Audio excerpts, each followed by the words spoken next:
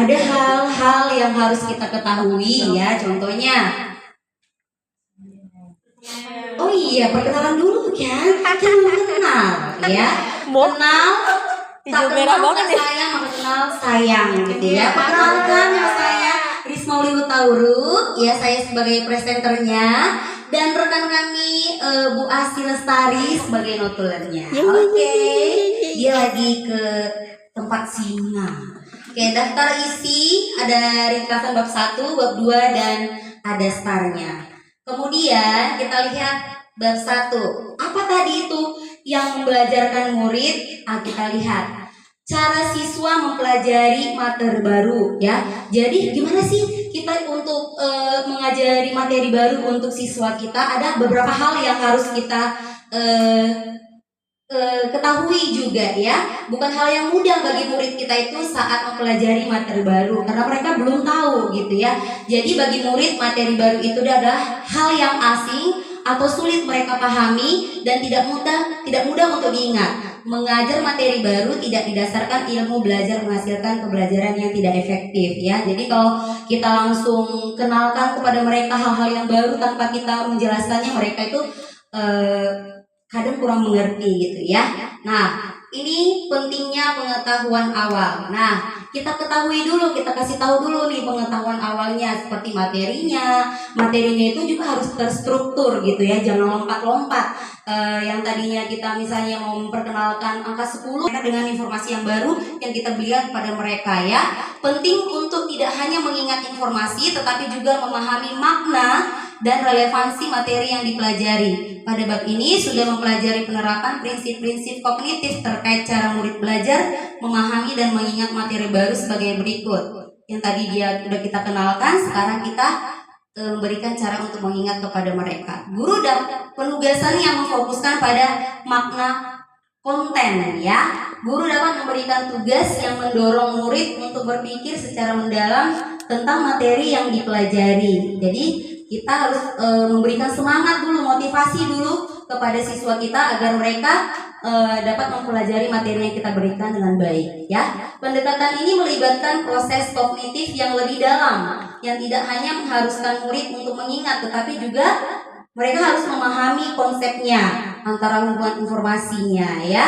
Jadi mereka nggak cuma ingat-ingat aja gitu, tapi mereka juga harus memahaminya. Oke. Kemudian juga caranya penggunaan cerita dan mnemonik ya. Untuk materi yang sulit diingat, kita sebagai guru dapat membantu murid dengan menggunakan teknik yang membuat informasi lebih mudah dicerna atau mudah dipahami oleh murid-murid kita, seperti bercerita atau dengan mnemonik. Cerita memberikan konteks yang menarik gitu ya kan, dan mudah diingat. Contohnya kita juga bisa, misalnya kita pakai buku cerita gitu kan, ada buku cerita yang besar, yang gambarnya besar gitu, bisa kita tunjukkan kalau kita kayak storytelling gitu sama anak-anak kita. Atau bisa juga kita ambil cerita dari internet atau dari AI atau apalah yang bisa mereka. Dengan semangat baru, Bu Tari memutuskan untuk membuat materi nama bilangan menjadi lebih seru dan menarik. Kata Bu Tari, anak-anak mau main game gak? Terus anak-anaknya bilang mau Bu, gitu kan, pasti kayak gitu ya kan. Nah, kata Bu Tari lagi, ibu punya kuis, siapa mau, kata teman-temannya, anak-anaknya. Nah, mari kita bermain game tentang nama bilangan. Setiap kali kalian berhasil menjawab dengan benar, kalian akan mendapat kartu bintang. Biasanya gitu kan, kalau kita anak-anak yang kelas-kelas kecil kan masih diiming-iming dengan bintang-bintang atau hadiah-hadiah apa gitu kan, masih oke lah gitu ya, masih kita bisa kayak manipulasi lah gitu kan. Tapi kalau udah agak besar mungkin beda caranya gitu ya. Murid mulai tertarik dan siap untuk berpartisipasi. Bu Tari menyiapkan kartu nama bilangan di atas meja.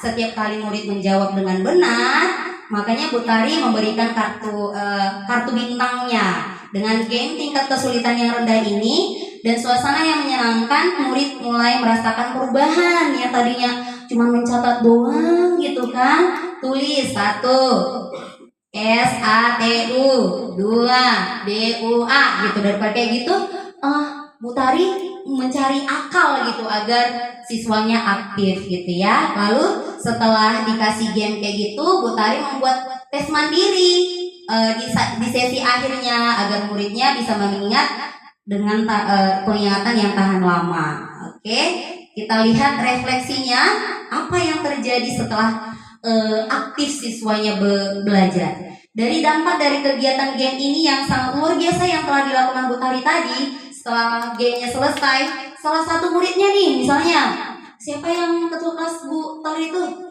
Yang kecil itu Bu Tari? Contohnya gitu kan, Bu, tadi aku bisa aku Bu, datang disamperin kan, bisa aku Bu, senang dapat ini bintang. Biasanya kan anak kita kayak gitu kan, udah dikasih, iya nanti datang lagi, aku tadi dapat Bu, gitu-gitu lagi kan, diulang-ulang gitu. Jadi Bu Tarinya senyum, merasa puas dia dengan hasil yang dia capai gitu. Tidak hanya mereka lebih terlibat, tetapi murid juga merasa percaya diri karena tadi ikut terlibat tadi. Kadang anak-anak ini karena kita lihat diam-diam di situ, kita kirain dia nggak bisa apa-apa. Tapi ketika kita suruh anak itu ke depan untuk beraktivitas gitu, kadang kita bisa dia ya. Ternyata dia cuman diam-diam kayak gitu bisa gitu. Kadang saya juga dalam dalam lapangan gitu lah ya, dalam kelas kadang ternyata anak ini bisa, cuma diam-diam aja ya rupanya gitu kan. Setelah kita ikut sertakan dia ke depan, ternyata dia bisa gitu. Kadang penilaian kita itu kadang salah gitu. Nah, dengan gaya tingkat yang kesulitan rendah tadi, dengan tes mandiri, ternyata mereka bisa aktif berpikir dan mengingat lebih lama. Metode ini berhasil membuktikan bahwa belajar melalui pengujian yang aktif tadi meningkatkan daya ingat murid yang secara signifikan gitu. Nah, ini dokumentasinya. Tadi ini ya dibuat ditulis kartu bilangannya, lalu anaknya Bu Tarinya